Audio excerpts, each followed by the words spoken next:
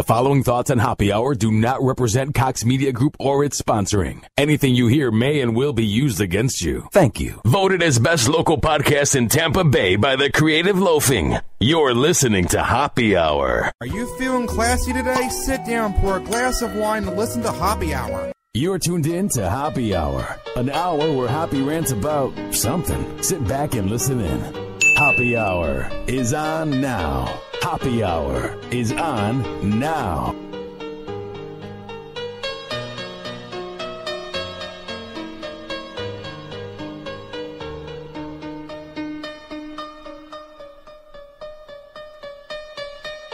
What up? What is happening? This is Happy Hour. I am your host, Ryan Hoppe. And for the next hour, my goal in life is to change the way you think about things. For the next hour, I want to entertain you because that's my approach that I take each and every time I do a Happy Hour. I'm not here to rant about things that I want to rant about just because I want to do it for me. I want to expand your mind. And if you're having a bad day, I want my podcast to make it better. Maybe your girlfriend's being a bitch.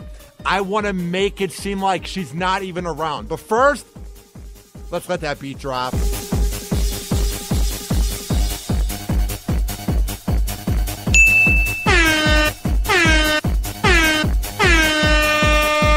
Oh yeah, I'll give you 4 air horns because I am so pumped up tonight. I have an announcement that I am honored to give to you. It doesn't seem like real life. From 98 Rock in Baltimore, Kirk McEwen, longtime legendary radio host. He was the host of Kirk, Mark, and Lopez in the 90s and 2000s on 98 Rock. And he did so much for Baltimore radio. He was heard here in Tampa Bay. And now he's back on in Baltimore on in the afternoons. He will be calling into Happy Hour on Thursday to talk about his career. I'm very honored that Kirk would even think about coming on my podcast. When I approached him, I didn't even think he would get back to me, but I appreciate it, so I'm very pumped. Tweet at me at Ryan Hoppe Radio to get into contact with me in real time. If you have the Hoppe Radio app in the Google Play and iOS shop, all you have to do is download it, and you can listen to me anywhere in the world live, and you can chat me. Also, support Happy Hour by going to tinyurl.com/happyhourdecal. That is tinyurl.com/happyhourdecal. For just $2, you can support small business from Duluth, Minnesota, Soli's Graphics, and Happy Hour. All right. Here's the thing. We live in a great country where it's land of the free, home of the brave. We have this thing where we want equal rights, and it's coming. Women are getting paid more at the office now. We're treating them better. We care about women's sports, this and that. But what comes with equal rights, in my opinion, is we should treat them the same way when they act up or something happens, especially when you're a public figure. If you end up getting violent or you do something, it doesn't matter if you're a guy or a girl. If it's as violent, being a guy or a girl, whoever did it, we should give them the same amount of attention. We are so quick, and deservedly so, to go on guys like Ray Rice, Greg Hardy, who's a piece of dirt, for spousal abuse. But we kind of seem to overlook that when a pretty girl does it with a nice body, who was likable before the accusations come out, we seem to just kind of overlook it, and we allow her to go into the White House. Now, I'm not saying that when the U.S. women's soccer team went to the White House today, I'm not saying that Hope Solo shouldn't have been allowed to go there. But here's my thing. On July 21st, 2014, she was taken in and charged with 2 accounts of assault to the 4th degree when she attacked her half-sibling and her nephew. She was booked under her real name. She got into that fight with her 15-year-old nephew, and she got into a fight with her own sibling. Now, obviously, what Ray Rice did in the elevator and Greg Hardy threatening to kill his girl like the piece of dirt scum that he is, that's different. But we seem to kind of overlook what Hope did. I'm not saying we need the fake outrage. When she goes to the White House and she's there with Obama. I'm not saying that. I'm not saying I want fake outrage wherever we go. Why is she in the White House? Ugh. But we kind of need that. Because it's funny how we attack guys when they touch a girl. Deservedly so. Because you should never, ever lay your hands on a woman. Ever. Ever. But we just seem to kind of forget that Hope Solo has had multiple accounts of assault. And whenever she's in court, she has that pretty girl face. Like, ooh, watch out. Like her eyes when she was in court, she looked like an anime character from some show on Adult Swim. She has these look in her eyes where it's like, I'm a girl. It's okay. I just find it kind of funny that if it was even Greg Hardy or Ray Rice jogging down Pennsylvania Avenue where the White House is, we'd be criticizing them. But when it's Hope Solo, whatever, we just kind of moved on. It's funny how it is. I'm not sitting here. I'm not going to rip her apart for 20 minutes because that scumbag doesn't deserve the time of day. Yes, I called her a scumbag. She attacked her nephew, and she's done so much more. I don't care that the nephew was 6'9". She literally attacked a 15-year-old and her sibling. Whatever. It makes me laugh.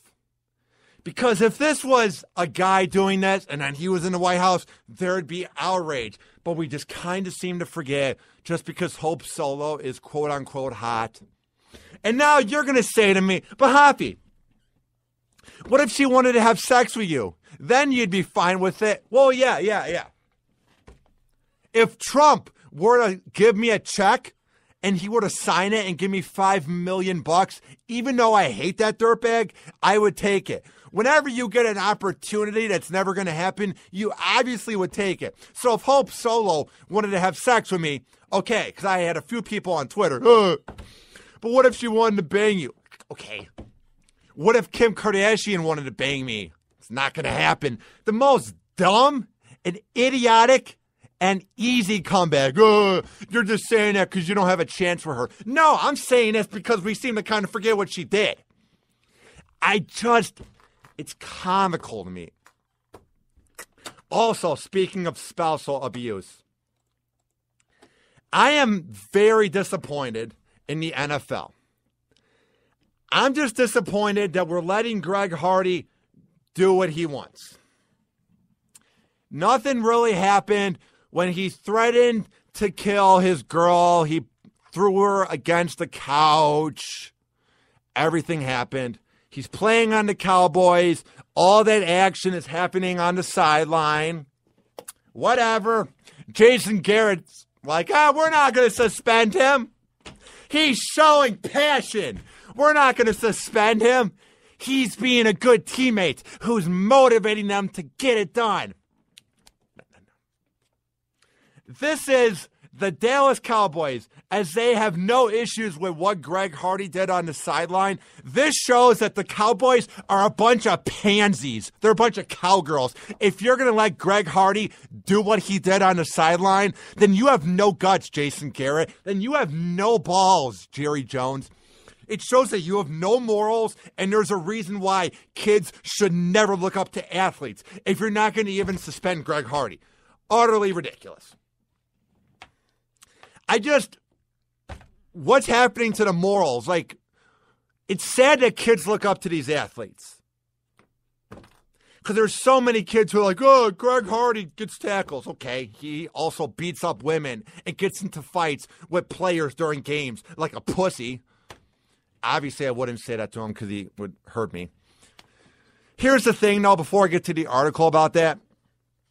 The thing is, it seems like Jason Garrett is almost scared of what Greg Hardy would do to him. I mean, if he's attacking the team on the sideline during the game, why wouldn't he attack you in the locker room or while you're in your office or while you're at your house watching Netflix, Jason Garrett? Are you afraid of Greg Hardy?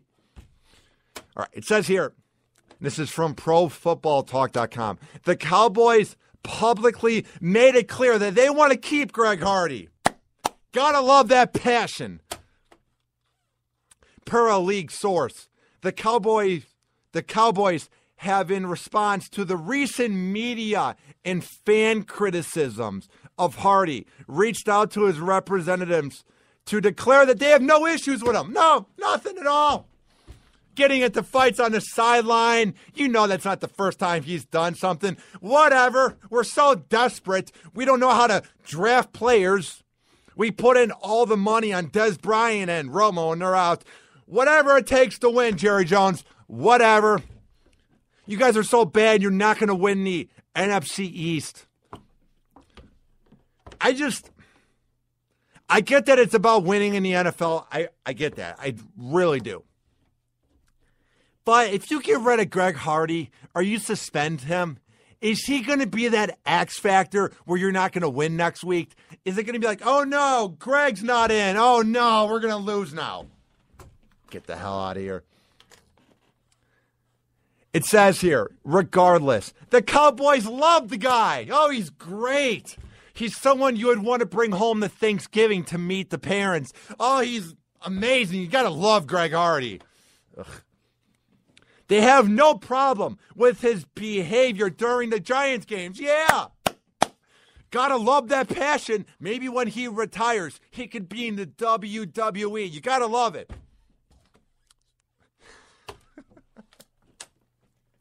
Jerry Jones is such a buffoon. Like, he doesn't know how to draft. He doesn't know how to win. He got rid of Jimmy Johnson in the 90s, and then they brought in that other coach that only won because they had Jimmy Johnson's players, and they haven't done anything since 1998. And all Jerry Jones cares about is money, the attention, and he doesn't care about morals or character whatsoever. Whatever. Greg Hardy's a scumbag. Welcome to Dallas and Jerry's world. But then again, this is the same owner that every year has pictures in the offseason of what it seems like girls going down on him. And he's just like, I'm 78 and I'm drunk. I'm just saying, I was talking to my aunt who lives in Dallas. The fans aren't really happy down there. And that kind of proves that Jerry Jones is a scumbag too. Doesn't care what the fans think, because Jerry Jones never wants to admit when he's wrong. He never wants to admit that he shouldn't have brought on Greg Hardy, so he's just keeping with him. Because Jerry Jones has the ego, the size of this universe. The dude can never admit when he is wrong, and that's why they are keeping Greg Hardy.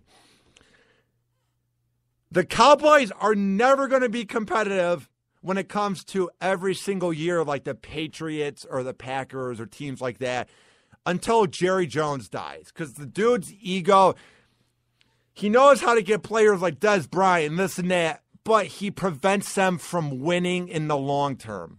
He cares more about making money since they are the highest profile team in the NFL. They're America's team. Oh yeah, respectable. You got Greg Hardy on the team. It says here, you need people like me so you can point your finger and say that that's the bad guy. That's what Greg Hardy tweets. He embraces being the scumbag leech with no morals who is an absolute douche and a bad guy. He embraces it. You need people like me who beat up women and cause controversy on the sideline. If it wasn't for me, they would have lost by more. I'm Greg Hardy. Yeah. I just find it funny. Like, I don't know. It's sad. Like, the NFL claims that they care about abuse, and I'll play this commercial that I found.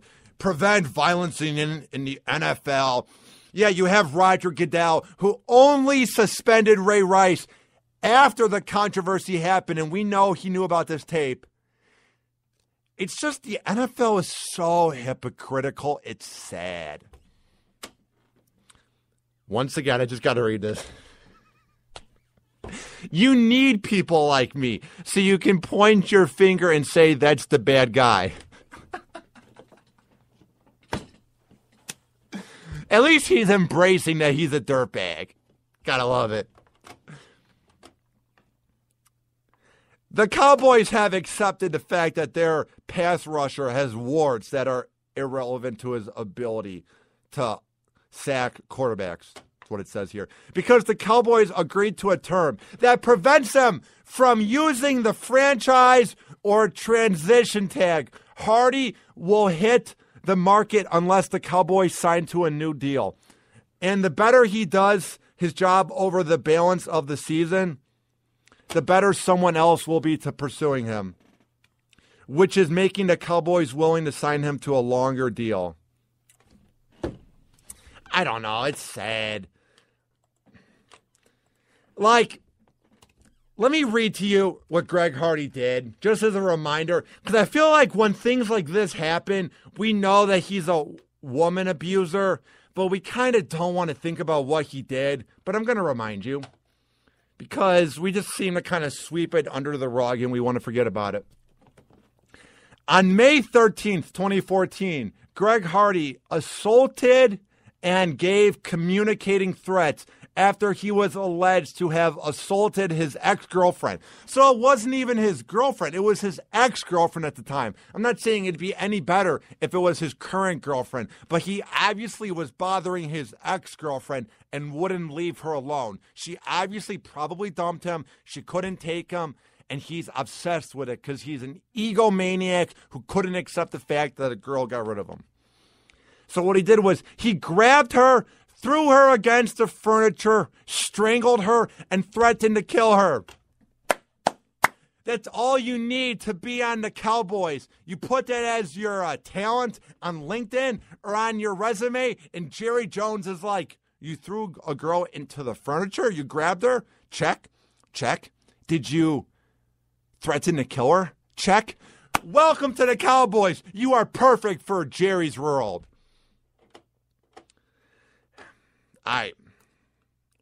It's just sad. I mean, we just don't want to think about what they did. And the thing is, we will keep watching the NFL. That's the sad part, is that there's never going to be a boycott. The Cowboys will keep making money because they're the most popular team in the league. The NFL will keep making money.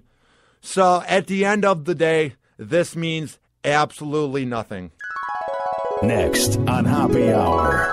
We have so much more to get to, but tweet at me, at Ryan Hoppe Radio. Go to my app, Hoppe Radio. You can chat me live, or if you're listening on Spreaker, chat me live. I will be sure to give you a shout out, and I will be sure to read your comments on air. All right, we will be right back on Hoppe Hour after this. Hang on. Hoppe Hour. Hoppe Hour.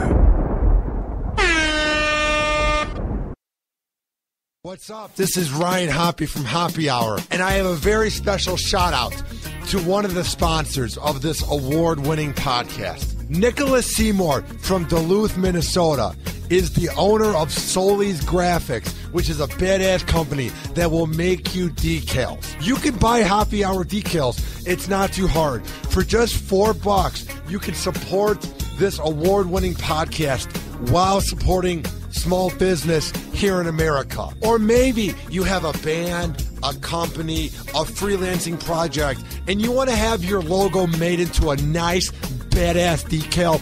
Nick is down for making deals, and he is very good at negotiating.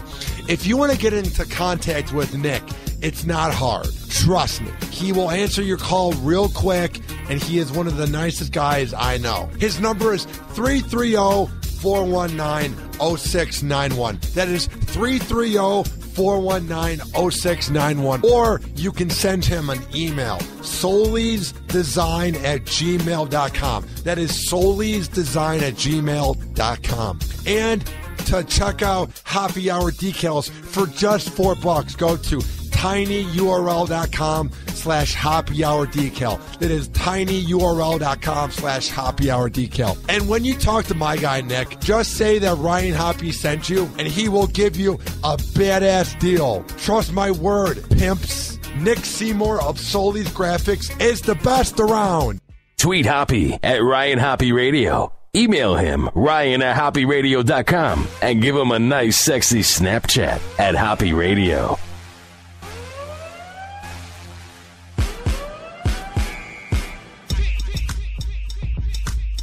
All right.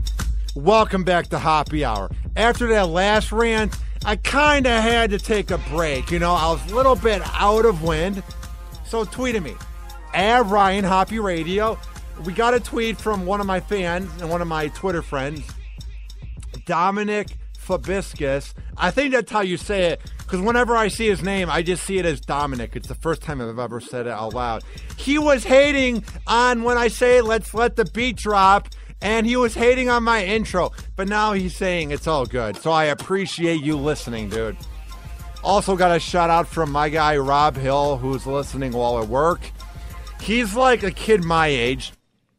And I shouldn't say kid. He's a young adult my age.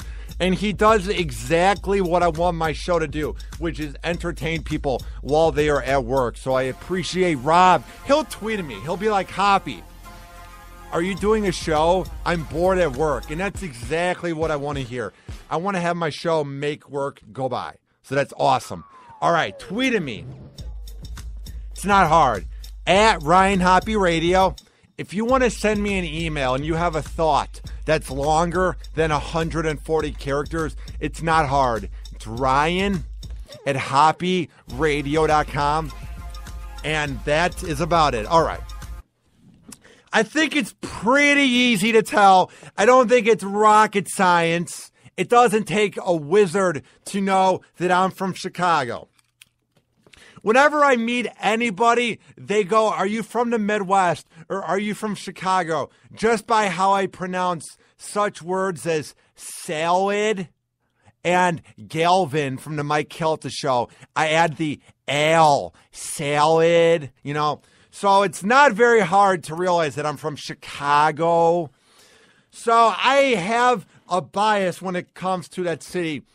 I love that city more than anything. The only reason I had to get out of there is the winters are so excruciating that I can't deal with negative 20-degree weather when it's cold outside. And you go outside just to get your mail and your whole body freezes. I couldn't deal with it.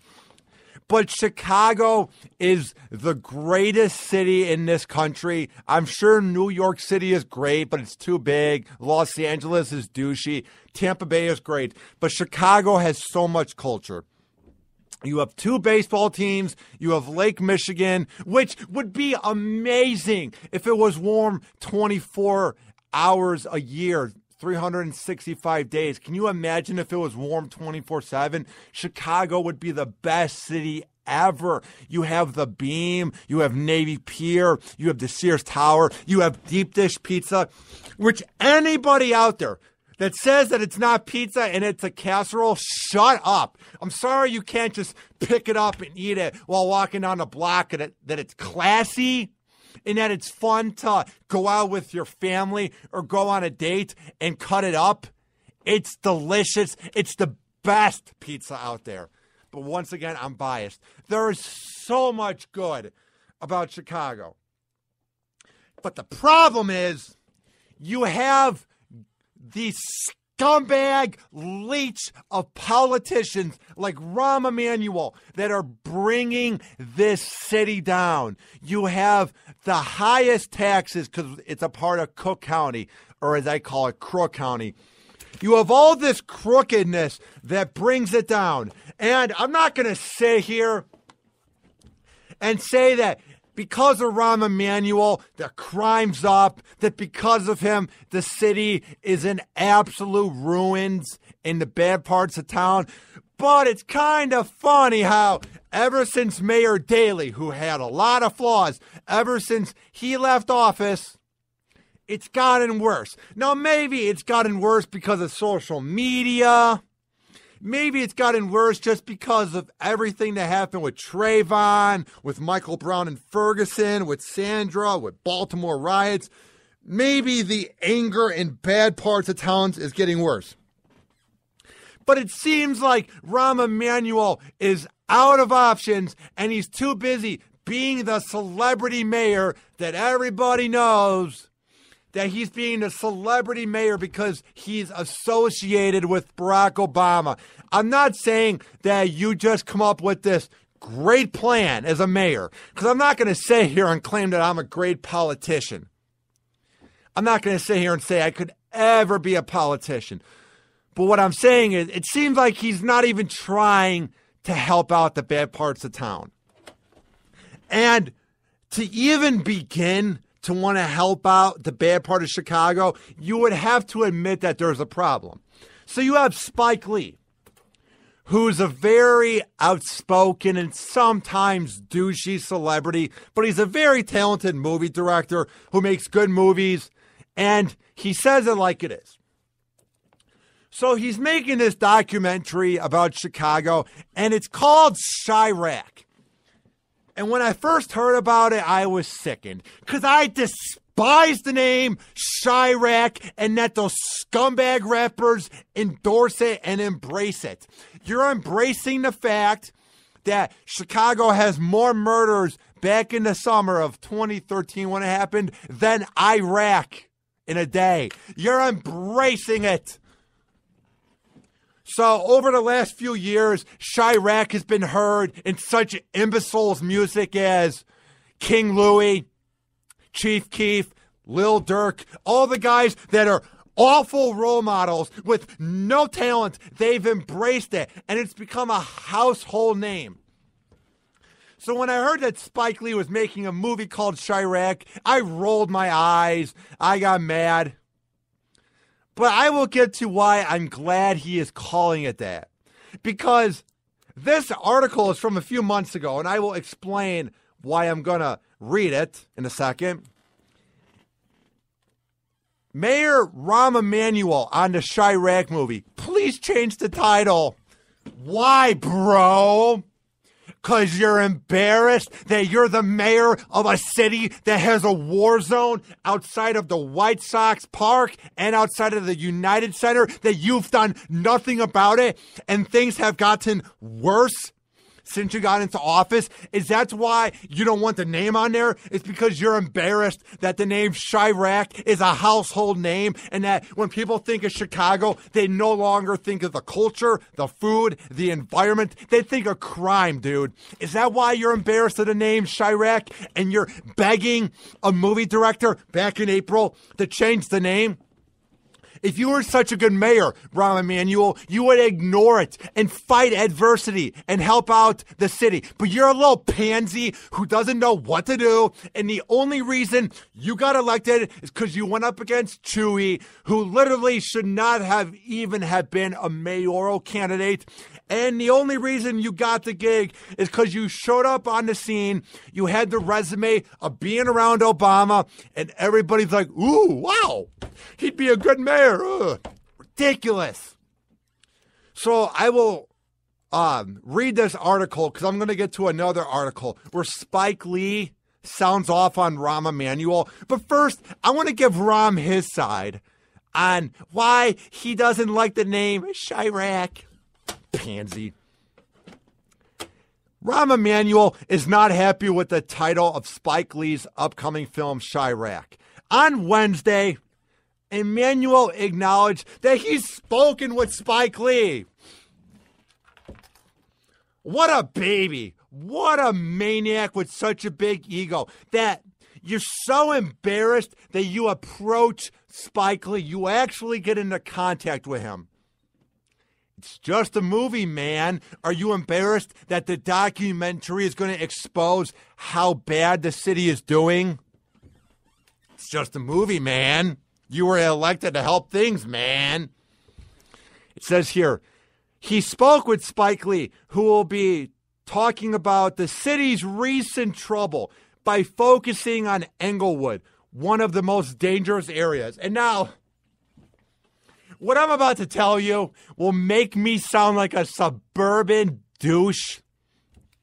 But we would get so bored in the mean blocks of Arlington Heights, Illinois, the clean suburbs where nothing goes on, that me and my friends would be like, ooh, let's go to Chicago and drive through the ghetto at 1 a.m. I'm not kidding. So we drove through Englewood, an O block where Chief Keef does his music video. And we're at a red light. And this girl that looks like Snoop from The Wire comes up to us. And we're deep in the ghetto. I don't know why we did this. We're just so bored. And she pulled out a gun like from her like waist. Like it was sort of like a movie from the Wild Wild West where you could kind of see it. And I drove through a red light. That's how bad Englewood is. And that was at 9 p.m. during the summer when the sun's out. So, of course, Rahm Emanuel doesn't want a movie about it because crap happens in that area all the time, especially at night where these gangs don't know how to shoot a gun. So during a drive-by, they mean to shoot the gangbanger, but they end up shooting the 4-year-old who's playing in a slip and slide on the front lawn. That's what always happens with these drive-bys in that city. They always end up shooting the wrong person, and it always ends up being the kid. That's why Rahm Emanuel doesn't want this movie to come out, because of things like this. Here's what he said about when he talked to Spike Lee. We had an honest, frank conversation. If you were being honest, you would embrace the movie and go, this movie's going to inspire me to get better. But no. Everything has to seem perfect, dude. Here's what he went on to say. He said that while the movie is about the neighborhood of Englewood, I was clear that I was not happy about the title. What do you want it to be called? Chicago's cool besides the West Side. What do you want it to be called? Lock Your Car? It's the household name that the city that you run is called. There's already a musical called Chicago. There's already a band called Chicago. And that name is used so much. Of course, Spike Lee would use the name Chiraq when he's talking about Englewood. Englewood isn't that catchy of a name, dude. Just saying. Here's what Rahm Emanuel went on to say. I told him also that there are very good people that live in Englewood who are raising their family, and that's a lot of positives that are happening in Englewood, mainly driven by the people that make up Englewood. Okay. Rahm, list them. Rahm, show them. Chicago has some of the worst murder rates. It's worse than New York City. It's up there with Baltimore. It's up there with Detroit. Show us all the great things that happen in Englewood, buddy. Show us all the great tourism. Hey, you know how in Los Angeles they have the TMZ bus, or you get tours of Hollywood? Hey, that's where Pauly Shore smoked weed once. Hey, that's where that happened. Let's have a tour of Englewood if it's so great, Rahm. See all the wonderful things that are happening in Englewood. I'm sure there are great people that live in Englewood, but you're just trying to cover up the fact that you're the mayor of a city that is going to ruins in certain parts of town, and you're embarrassed that a movie director is calling you out in a movie that's going to be big.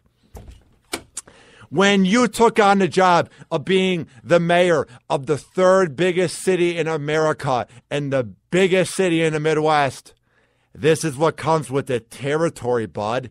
It's called criticism and adversity. That's why you suck. Here's what happened. That's what Rahm Emanuel said in April when the movie was announced. So here's what Spike Lee has to say. And this is from the ChicagoMagazine.com. And it's from the arts and culture section. And it's an interview done by Brian Smith of the magazine. And it says, Spike Lee sounds off on his movie Chiraq. He sounds off on gun violence and Rahm Emanuel. It says here, in his first in-depth interview for his upcoming film, the outspoken director discusses Chicago and how the mayor tried and failed to bully him. Even before I get to the article, it just kind of makes Rahm look like a bitch that he was begging Spike Lee to change the name. Like, you're trying to sweep it under the rug just like you do with everything, just by turning a blind eye. Because it happens so much, Rahm. All the murders of innocent people, all the crime that goes on, that we're just numb to it, I guess, in Chicago. It's whatever. The Cubs will never win a World Series. We have the best pizza, and hey, people die every night. Let's just sweep it under the rug. That's why you're a failure. It's because you're mad over a movie. If you're such a good mayor, dude, you wouldn't be embarrassed. You'd be like, yeah, we do have problems, but we're going to get through it, you know. That's why you suck. All right. It says here, an encounter with Spike Lee can be a fraught proposition. He can be aggressively in your face or very dismissive. So when the director, wearing blazing orange Air Jordans and a black Barrett with Chiraq across it, shows up in the lobby of a West Chicago bar where they had the interview, people immediately looked. Well, it's kind of ridiculous of Spike Lee to embrace the name. I know you called the movie that. I know it's marketing. But if you're making this movie to try and prove a point, maybe don't embrace the name that much. But hey, whatever. Not completely on Spike Lee's side, but I'm mostly on his side. But I'm not a big fan of the part that he's wearing a hoodie that says it. In the city, that you're trying to prove a point that there's a problem, that you're wearing the hoodie. Exactly. Here's what the interview says. The guy says to Spike Lee, "You've barely announced the film when Mayor Rahm Emanuel went crazy over the title and summoned you to City Hall." Yeah. And then he says, "How did that go?" Spike Lee, "That's how much of a pansy and bitch Rahm Emanuel is. He summons you to City Hall. He doesn't take it. He doesn't let it motivate him to try and fix the city. No. He brings in a movie director who makes movies to entertain and change the way you think. He summons him to Chicago. The dude doesn't even live in the Midwest, and he summons him. What a waste of time. What an embarrassment he is to that city, to the city that I love, that you would actually go that far to prove a point, Ron, because your ego is so shallow. Because you know that you suck, dude. Any mayor with balls, any mayor with confidence wouldn't care what the movie is called or what it's about. They would just keep doing their thing to help out the city. But this proves that you're not really a politician, and the only reason you got the gig is because you worked with Obama and you showed up on the scene and you were the young, flashy mayor that was supposed to change things. But you had no ideas, no plan, and you show no leadership. My cat's turd, when she takes a dump in a litter box, shows more leadership, more guts, and more potential than you ever did, buddy boy. You are such an awful mayor, you almost lost to an independent in Chewy. That's how awful, and that's how much of an embarrassment you are.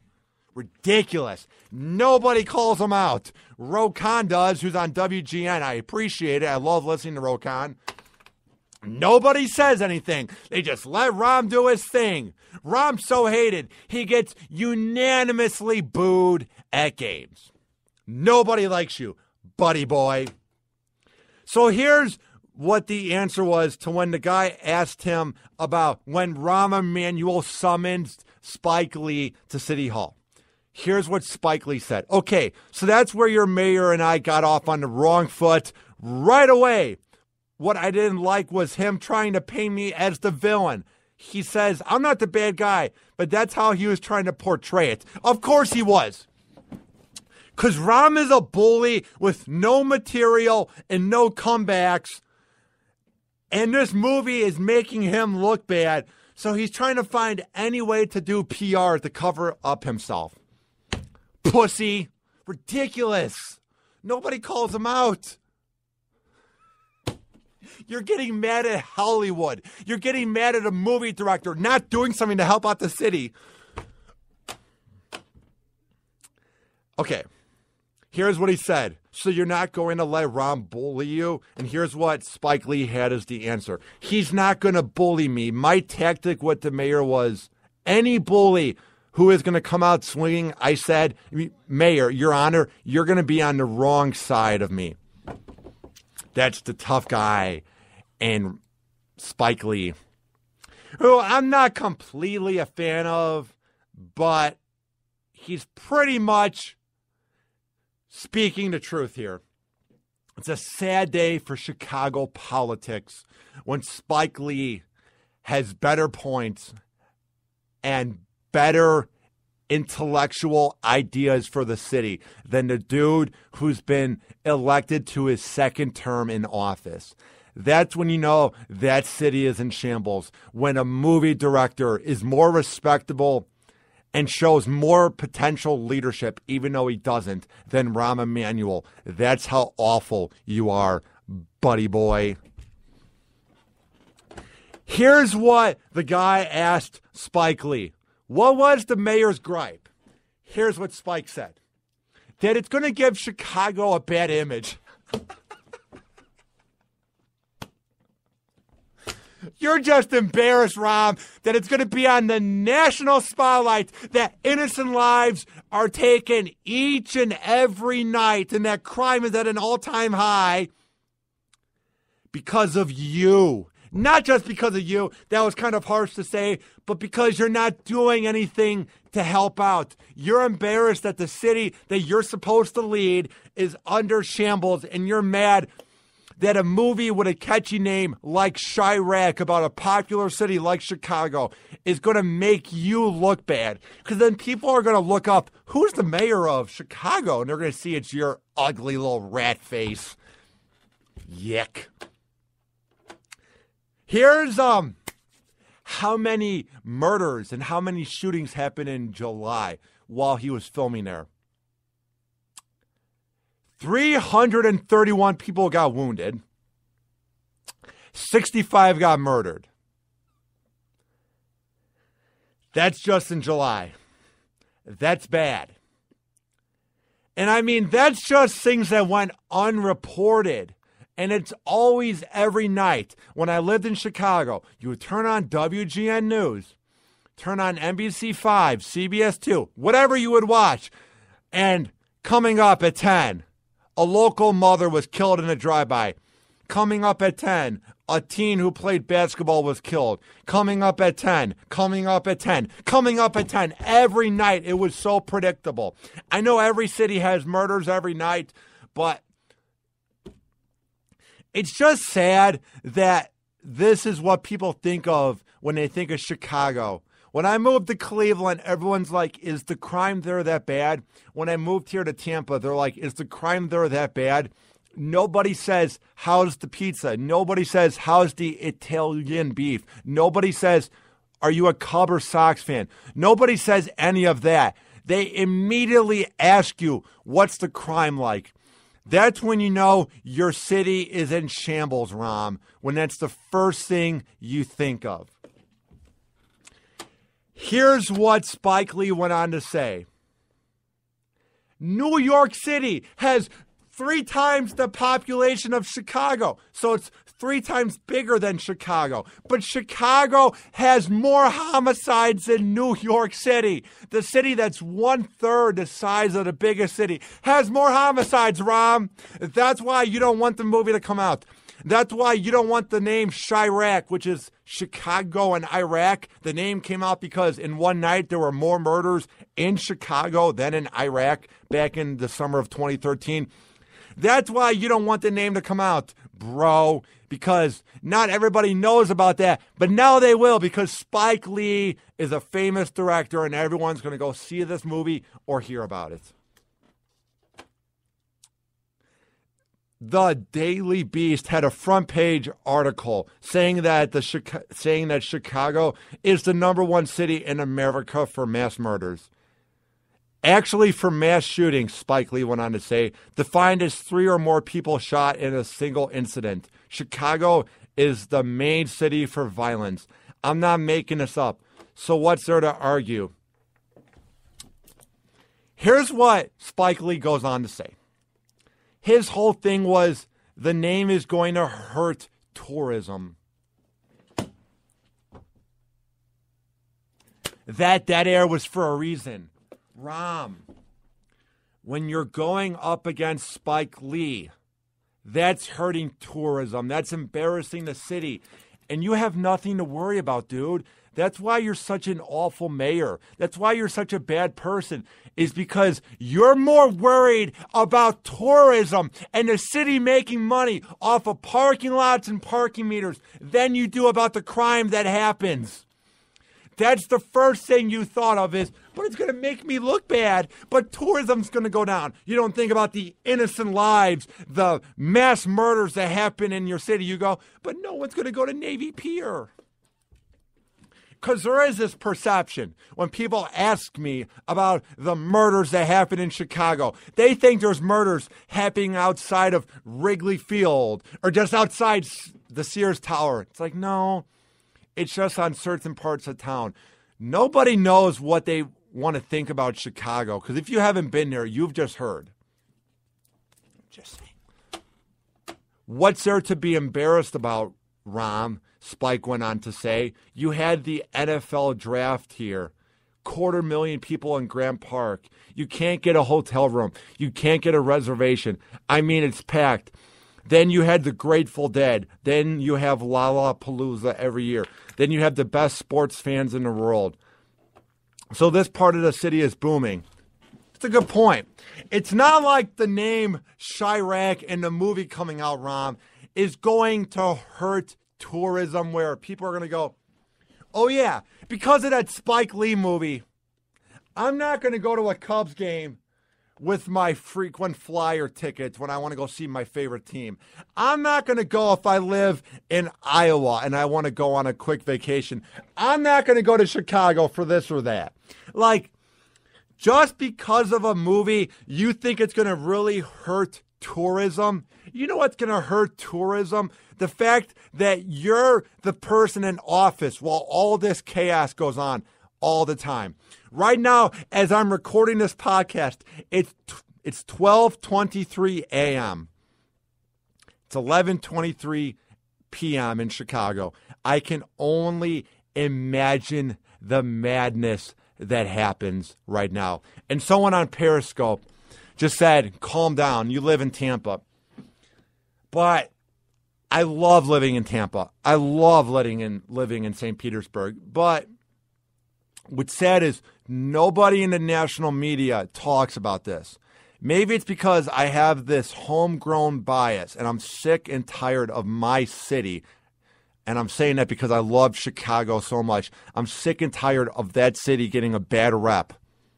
And nobody's doing anything about it. I'm not saying there's this magical plan that you draw up and everything will be better. But someone needs to say something. Somebody in the media needs to call them out. By no means am I this media member. But I do have an award-winning podcast. I hope somebody listens. I hope my rant changes somebody's opinion. Because nobody's talking about it, because nobody knows what they want to think about Chicago unless you've been there. It says here, were you surprised by the reaction to the name of the movie, Spike? Here's what Spike said. We knew it was a hot button topic. I didn't make up the term. Exactly. The rappers that live in the city make it up. Ram, go up against them. Spike Lee making a movie about the things that happen in your city isn't going to hurt tourism. You know what's going to hurt tourism? The people that live in your city that are an embarrassment, like Chief Keef, like Lil Durk, like King Louie, like all those awful rappers that live in your city that are gangbangers on that side of town. Why aren't you calling them out? Why aren't you saying, We need rappers and people in the community that can speak out and be good role models. As I read before, he said that there's great people in Englewood and that Chiraq isn't just what Englewood is. So then grab people from Englewood, grab preachers, grab people that have successful lemonade areas, anything, and show it to the media. Be like, this is why Chicago is a great city. But you haven't done that because most of Englewood is dangerous, dude. And that's why you're mad about this movie. Is because you were hoping the term would just be an online thing that people have as memes and hashtag Chiraq, hashtag I'm from Chiraq. But now that it's going to be a household name, you look like a rat that's been found in the corner in an alley, dude, and you've been caught. That's why you're mad about this. There's really nothing else to this article. I'll tweet it out at Ryan Hoppe Radio. Someone said, this is not Chicago. Nobody cares. Current events. My podcast isn't via any city. Anybody can listen anywhere in the world. You can listen in Auckland, New Zealand. You can listen in Chicago. You can listen in Tampa. If I was doing a show out of Tampa, obviously I wouldn't be doing a rant on Chicago. It'd probably be called Tampa Hour, and I would talk about Tampa topics. But the name of my podcast has my last name in it. It's called Hoppe Hour. I basically can talk about what I want. And you're going on in your tweet and you're saying nobody cares. Talk about the World Series. Because that's what's so important, Dark Match on Twitter. Meaningless baseball that nobody cares about. Nobody cares about baseball in 2015, bro. I'm sorry. Are you saying that we shouldn't care about the murders that go on in Chicago just because some people that listen to the podcast don't live in that city, so it doesn't matter? Whatever. People are dead. Whatever. People are now laying in the ground. They're dead forever. But whatever. Let's just forget that there's issues. And this isn't just in Chicago. I know this whole rant's been against Rahm Emanuel and the name Chiraq, but this happens in Baltimore, Detroit, Camden, New Jersey, Gary, Indiana. Everywhere. Every city has it. Los Angeles, St. Petersburg, everywhere. But Chicago is the main name. It's a great city. And just because it doesn't fit your agenda, dude, that you want me to talk about the World Series, then go turn on the game. Frankly, I've heard no hype about let's go Royals versus the Mets. Yawn. The only hype that there was any bit in the playoffs was that a fictional movie could have predicted the World Series winner. If it wasn't for the Cubs, nobody would have given two craps about the playoffs. I'm not trying to go off on somebody on Twitter. I'm just saying this is the overall problem with people online. They don't want to face the facts that someday we're going to die and that right now somebody probably just got shot in Chicago. Whatever. I mean, fine. Live that way. Care about the playoffs. Care about baseball. The most boring game. I like watching baseball, but I guess that's more important than humans' lives. Whatever. We have a chat message. Let's see who it is. Somebody agrees with me. But why even read the comment when baseball is so important?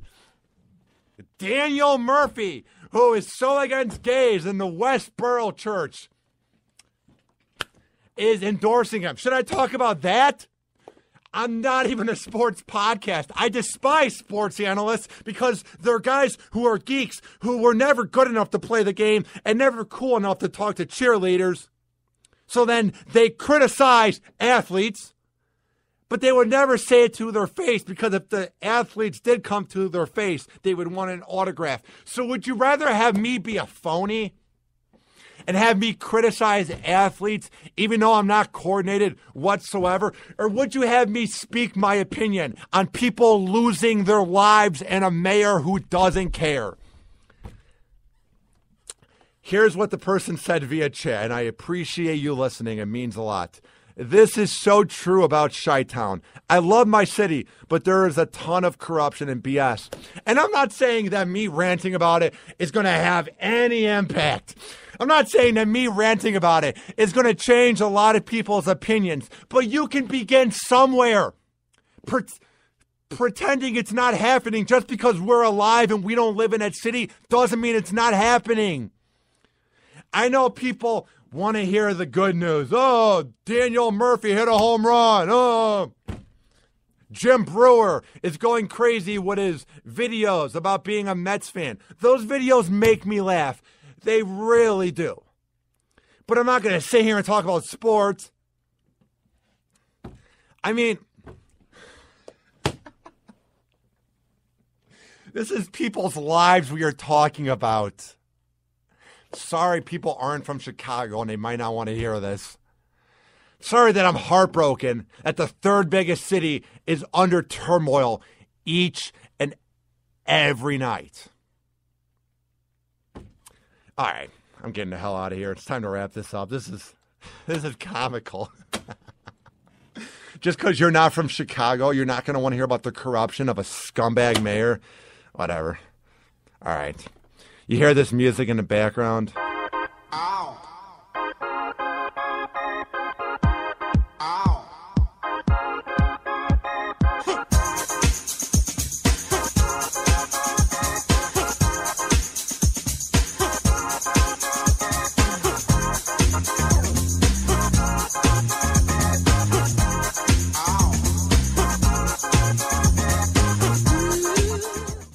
All right, I just had to take a breather. When you hear Black Box, that means the show is about to end.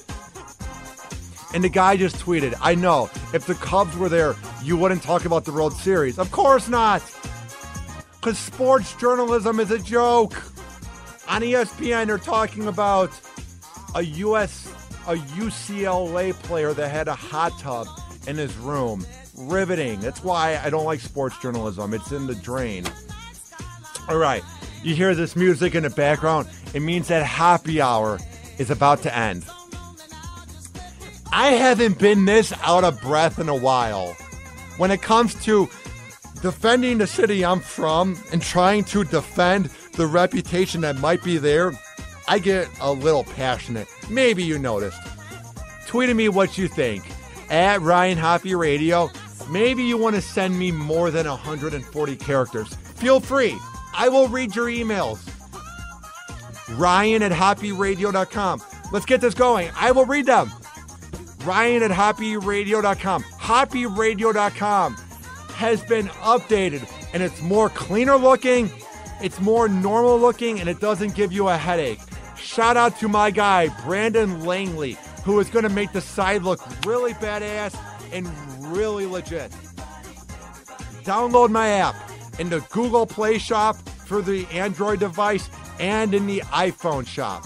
Search up Hoppe Radio. When I do shows live, you can chat me live like this guy just did, which I appreciate. You can also listen to all 25 interviews I've conducted in all my shows on demand. Coming up this week on Thursday, from 98 Rock in Baltimore, legendary radio host, Kirk McEwen will be calling in the happy hour. I am very honored.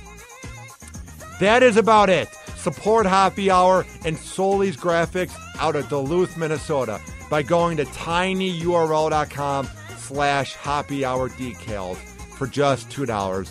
This has been Happy Hour. I am your host, Ryan Hoppe, saying peace out.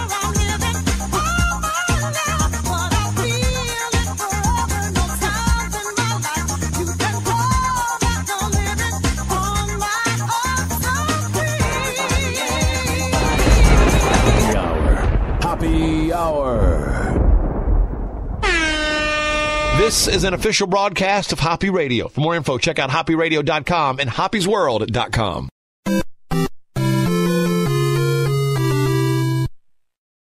I got PhDs in 4 scientific disciplines. Really? Why do you think they call me Dr. Quinn? I just thought that was a nickname. You know, like Dr. Dre. East Side.